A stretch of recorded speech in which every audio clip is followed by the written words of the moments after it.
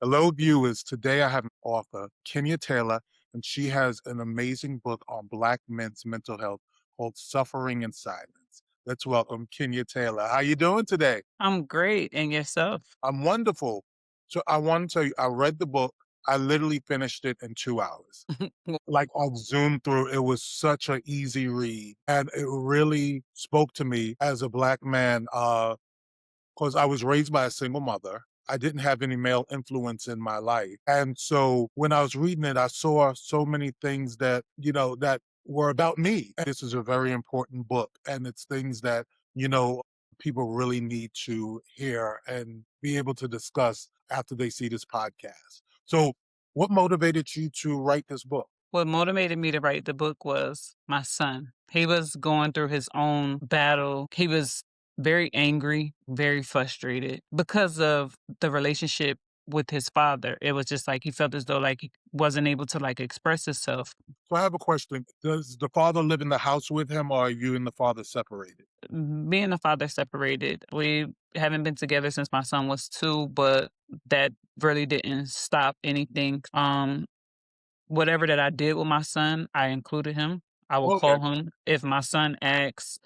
He was even holidays when my son was on spring break. He would come to the house. He would be at my house with him. right. So So before I ask this question, I just want to say to viewers, of course, I'm a Black man, so we're not man bashing, but there's certain no, questions that we're going to ask in certain parts of the discussion that is just to get to the root of what happened. Was your son mirroring his father's behavior, or was this something that was from his frustration from seeing things that were going on between you and his father? it was a frustration seeing, well, his father, because not me, because I wasn't the one to go back and forth with him, especially not in front of my son. And a Yes. lot of things, when there was an issue, he would always want me to bring my son with me. So if he wanted to talk, I will go to his house and he'd be like, well, bring my son. And I would tell him, like, I don't think that this is a good idea. Okay.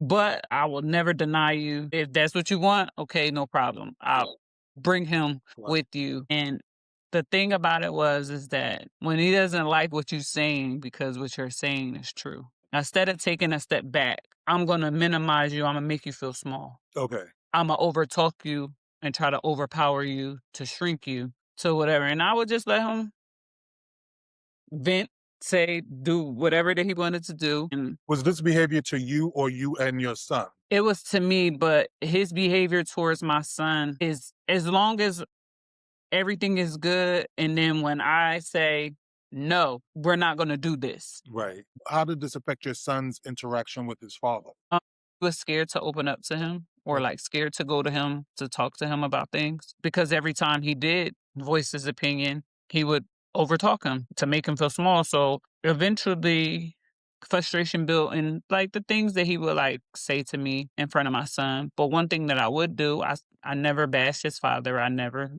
talked about him or anything like that with my son, but to correct the behavior. So, if something would happen, I would be like, "You see what your father just did?" And he would be like, "Yes, mommy." That's no way to speak to a woman. That's no way to, if you feel as though that you have to get that far to someone to be able to take you out your happy space, Right. your peace, you need to remove yourself from that situation.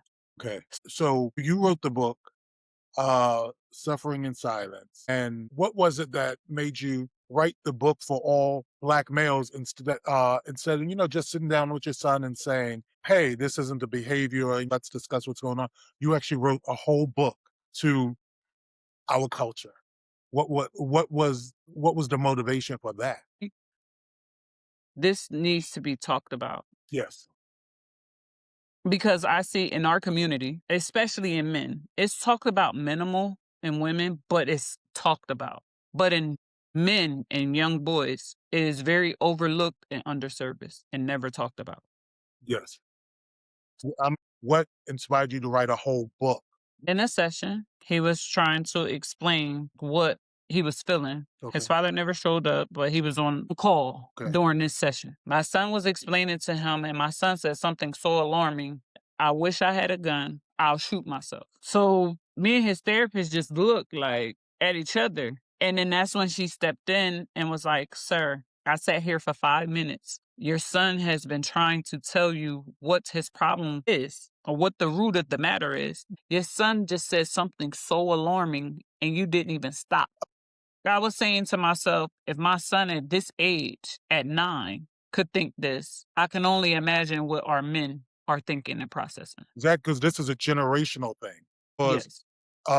the problem is, like, if you grew up in a house with a father, like I was a single father, um, and people were so shocked. Like I remember one time my son got in trouble at school, and because my son was mischievous and he was like me, I was very mischievous as a child. And went up to the school and we went through the whole thing with the guidance counselor and the principal. And when we were done and he went to go back to class, he went to walk out and I was like, "Don't try to show up in front of these people. Where's my hug?" And he grinned, he turned back around. I gave him a big hug, gave him a kiss on his forehead. He was in junior high. And then he walked to class. And the guidance counselor, everybody was in shock that that was our interaction. And it's like, I know that coming up, it's like Black fathers usually don't show affection because they think like it makes their son soft. We don't show affection. We saying I love you is very rare. And so these are things that, you know, if you don't get the love from home or the balance, because there's always that thing. I always hear stories, like I said, I was raised by a single mother, but I hear stories of men as adults saying, I know my father loved me. He just never told me. And that's very unhealthy. Right. So in our generation, where was the outlet that we had? Because you know the saying of what goes on in my house stays in my Stays in house. your house. Like, you better not tell nobody my Nobody. business. Exactly. So now, if something is going on, where do I go? Or even if I did confide in my parents, or say we did confide in them, Right, everybody knows, but you're telling me not to right, tell somebody. right. But I just confided something in you. And so That was now, supposed to be between us, between at us. least giving a bad example because you told me not to express myself, but the neighbors, the cousins, your Mm. best friend, everybody knows what we discussed. So now that's where it starts because then now trust is broken. So where do I have in our culture, in our community, from the time that you are raised from a boy is man up. Right. You know, Don't as show like no if you're emotion. in school and something happens, if you're a child under 10 years old and you fall and hurt yourself and you cry as a little boy, it's like, "Oh, stop being a Mhm, sissy, okay. man up." All these negative connotations that you Right. carry through your life, and then you put it on your children. Exactly. So our parents, I will say, were in survival mode. Some Right, of them were young, so they don't really know how this happens in our household. Love is you got a roof over your head. Love is you got clothes on your back and you got food in your stomach, right? right, right.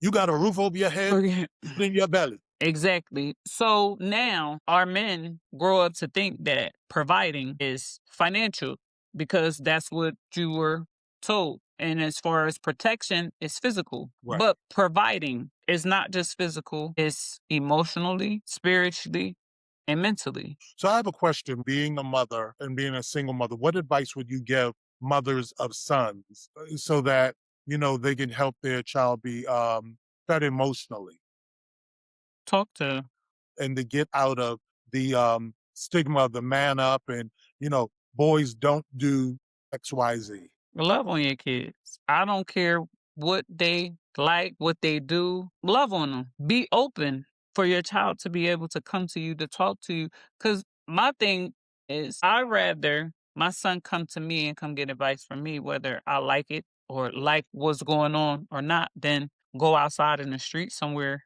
and somebody send him out on a crash out mission. Right, right. Now, Then yeah, so what are some signs that our viewers should look for in their child or mate that shows that they may be suffering in silence? them withdrawing, shutting down when they normally don't. Their mood, as far as them being irritable, that's a sign. Or always short just to cut someone off. Or just don't want to listen at all, or they're into their work a lot more, or doing things a lot more, because that's a sign of like depression. Like when somebody is consistently working, staying away from home, or staying out of certain situations. What are some outlets that you suggest in your book, um, that, people can use to help your mate or a child? Have a general conversation. I mean, because I tell people this all the time. Asking somebody how they're doing and is everything okay goes a long way. It really stops people from feeling lonely. And people don't understand how important that is. That simple phone call to be like, "Hey, I was thinking about you. How you doing?" Yeah. Some outlets. What are some outlets that you suggest for therapy? Because you said that your son went to therapy. Because I know as Black people was like, "Oh, let's go to church. We're gonna go to the pastor. And we're gonna pray on it. Jesus is gonna help us." You know, Yes. Prayer does help now, but that ain't the answer right, to everything. right, Like we was raised, pray about it. right, Like right. it'll be okay. I mean, you'd be praying and crazy, still crazy. Right. With us, especially, is we have to be able to connect with. So picking your therapist is key because you have to have somebody that understands you and Yes, understand what you're going through. Journaling, going to the gym, having a men's or women's circle because you never know because everybody could be going through something similar, but people are afraid to say it because right, one, either they don't want nobody to talk about them right. The because embarrassment. that's the Yes, embarrassment, because that's what normally happens. We see signs of people struggling, but instead of asking that person, are they okay? We'll go and sit down here like, oh, you seen such and such? You seen how that was doing? Yeah, man. I don't even know like what's wrong. right. Like how they going, man, they complaining and whatever. Then Well, what's another thing? If someone sees something's wrong, they won't speak to the person that they're seeing the behavior in. They'll speak to someone else, like you said. And then when something happens, it'd be like, "Oh man, you seen what happened to such and such? Right, You seen it, but you right, ain't do nothing about it. right, So what right, you want to talk about it now? So now that the person then exploded or God forbid alive themselves or harm themselves. right. Because you said in your book you listed different ways of getting therapy. Can you tell the viewers about the different ways therapy? I know it was like support groups was one. Hmm. And can you name Yes, some others? a support group you can call the crisis line. Even you don't really necessarily have to be a crisis. You could just be having an outlet just to say what you're doing because sometimes we may not be looking for an answer. We Right. just looking for a listening ear. I used to have a friend that's what we would do. We called to complain. We'd say, "Well, hold on. Are you looking for advice or are you looking to vent?" And it was so cathartic. But sometimes you can just get your ish out and then you feel better because you just Matter. need to express it. Right. Yes, you can do a men's circle. You can I talk about going to church. Barbershop, beauty salon. Was the one, the barbershop shocked me. And because, I haven't been to a barbershop in a couple of decades, but I remember going when I did go to the barbershop, there was open conversation that was free. People talked about their families, their wives. And I didn't think about how healthy that was until I read it in your book. I was like, barbershop is our group therapy. We can Yeah. say whatever we want without being judged. If it is judged, was usually met with laughter So, yep. instead of judgment or like a negative reaction or you know uh criticism. It was always a jovial undertone in a barbershop, so that I love that you mentioned that. Yep. And if you are going to pick a therapist, like I said, make sure you vet them out Yes, and make sure that they're going to be able to help you in whatever situation that you are in yes, because you want to get the best and how, whether it's a family, a friend, a partner, a significant other, what you can do is be supportive, not trying to change them, but be like, hey, do you need anything? Is it anything like you want to talk about or anything that I can help you with? right, Just to ease the load, because I've seen where men, and I've seen it firsthand, like they really, really are trying, like trying their hardest. And to their family, to their friends, they just be laughing. And to whoever that they with is like, that's not good enough. Right. When they really, really doing their hardest, trying to stay on track, doing everything, their job, everything, but it's not enough. Do you know how defeating that is? Yeah, exactly. And then that's when people just harden up. They say to themselves, they build this armor around them. And they may meet somebody good, vice versa, men or women. But when that untreated wound inside of them, like something that they did may take them back, whether it's getting too close, Right. is Because it I shut festers. down. And I always say this, our childhood voices in our head guide who we are as adults. Because the minute that that trigger happens, and it's usually something that happened to us as kids, that where we can't speak up for ourselves, or we speak up for ourselves too much No, because we couldn't as a child, you know, and it's like we put that trauma on people who are trying to love us. But yes, also the person who's trying to love us, if they don't know, if you can't discuss what your trigger is and what your trauma is, they don't know that they're triggering it. And then it it's starts a the cycle. cycle. And so what gave you the courage to jump out on the limb and just say, this has to be done. I don't have a machine behind me, but I'm going to do it. Because there's so many women that have stories that I'm sure that they would be interested in writing their own book Mhm. about whatever it is. What was your motivation? What made you say, I'm going to do it regardless of not having the machine behind? I just was like, this is important and it needs to be talked about because it's not. Because I seen men in my family, even my father, cousins, or whatever, on how they hold things in or like they suffer because they feel as though that they don't have a safe space to express themselves. I want the users to know how they can self-publish their own book. Just sat down and started. I was just sat down and I just started writing. I started thinking about scenarios that I've seen. You notice how like I have inserts in there about different situations. Yes. These real Right, situations. right. Now, anybody who picks up this book, whether man or woman, they can relate to what's being said in this book And even because if it's not them, they know if it somebody who fits the somebody archetype. exactly. And a lot of people are afraid to say what they feel and see how they feel because they don't want to offend. Because we in the world today where everything offends everybody. Everything is offensive. So now so once the book was done, how did you self-publish it? I did research it. I was researching and I wanted the best research for me because most people think that it's just Amazon KDP, which is not. And I didn't go with Amazon KDP because they take publishing rights. Okay, How do I feel as though giving somebody something of my intellectual property because they printed it out for me? right. Now, I want the viewers to hear what she said. Amazon and KDP take your publishing rights. That's very They take a percentage. a Yes. percentage. Right. That's very important. So So who did you end up going through? books by it's a European self-publishing thing. So I paid they have a membership where you pay for a year and you could Okay. publish as many books as you want. Nice. Okay. They don't And we take have the book available. the book is available on books by / resilient kings. So for our viewers who want to follow you, how can they follow you on your social media? Your Instagram, if you have TikTok, Facebook. On my TikTok, it's at healing and melanin.